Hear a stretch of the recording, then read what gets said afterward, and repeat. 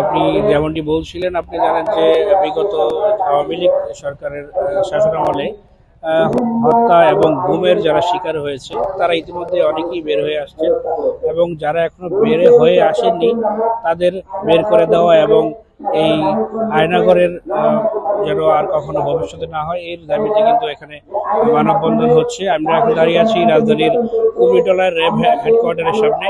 আপনারা দেখতে পাচ্ছেন যে এখানে কিন্তু সকাল থেকেই বিভিন্ন সংগঠনের ব্যানারে কিন্তু এখানে মানববন্ধন হচ্ছে।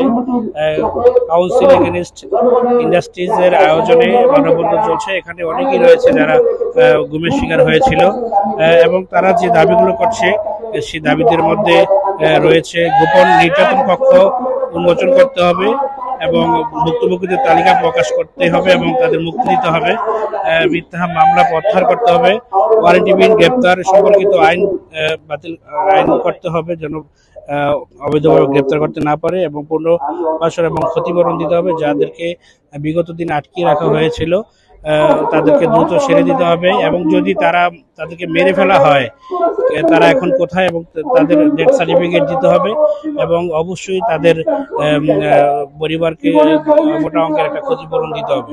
তো ভবিষ্যতে যেন এই ধরনের কর্মকাণ্ড বা এই ধরনের আয়নাঘর বাংলাদেশে সৃষ্টি হতে না পারে এর প্রতিবাদেই কিন্তু আজকের এই মানববন্ধন অনুষ্ঠিত হচ্ছে। তো তাদের দাবিগুলো দ্রুত না মেনে নিলে তারা ভবিষ্যতে আরো বড় ধরনের আন্দোলনের ডাক দিবে বলে জানিয়েছে।